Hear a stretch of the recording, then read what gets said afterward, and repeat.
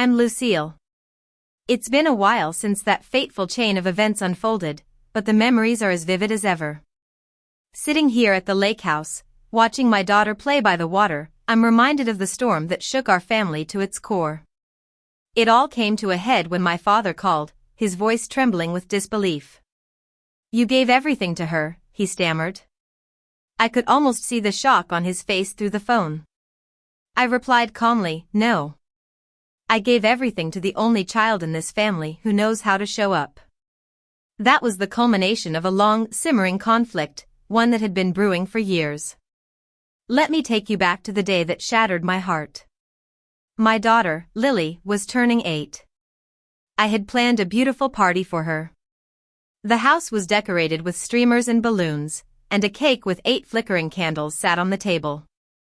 Lily was dressed in a gorgeous princess dress, her eyes shining with excitement as she waited for her grandparents and cousins to arrive. But as the hours passed, no one showed up. There were no texts, no calls, not even a simple thumbs-up emoji. Lily just sat there, staring at the front door as if it owed her an apology. And yet, she still managed to smile. That smile was like a dagger in my heart. A week later, my father called as if nothing had happened. "I need $2,600 for your nephew's birthday," he said, not even bothering to ask how Lily was. It was just an invoice, plain and simple. I was seething. All the years of me supporting the family, paying mortgage payments, medical bills, tuition, and giving emergency loans that were never repaid came rushing back. I decided to send him $1, just one crisp, lonely dollar. Seconds after I hit send, my phone rang. Dad was furious, roaring like an angry volcano. "You ungrateful daughter, after all we've done for you," he shouted. I let him rant and rave until he was done. Then I said, "Check your email." There was a moment of silence on the other end of the line. Attached to the email was a spreadsheet I had painstakingly compiled over the years. It detailed every single dollar I had ever given to my family.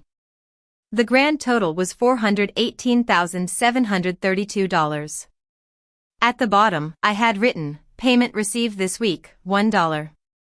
Remaining balance, $418,731. But that was just the beginning. 3 days later, my attorney finalized the transfer of a trust one had quietly created for Lily. Inside the trust was the lake house that my parents had always expected to inherit, along with a 7-figure investment account. My father's call, filled with shock and disbelief, was the next step in this drama. And then, the real twist came. My mother called me privately, crying. She confessed that my father had told the entire family the party was cancelled because he didn't want anyone wasting time on an 8-year-old. The following week, my mother filed for divorce. My siblings, who had always been under my father's thumb, finally saw the light and turned on him. For the first time in his life, the man who had treated our family like an ATM was left alone, in an empty room, with only the echo of his own sense of entitlement. Meanwhile, Lily and I have been spending the summer at the lake house. We feed the ducks and laugh under the stars. One night, she looked up at me and asked, Mom, are we rich?" I kissed her forehead and said, "No, sweetheart. We're loved." Looking back, I realized that karma doesn't wait for the right moment. It doesn't knock politely on your door. It kicks it off its hinges, and in the end, justice is served. This is my story, a story of betrayal, revenge, and the power of love. And if it's made your jaw drop, well, you can bet there are more stories like this waiting to be told. So, if you're hungry for more tales of karma, subscribe now for more revenge tallies.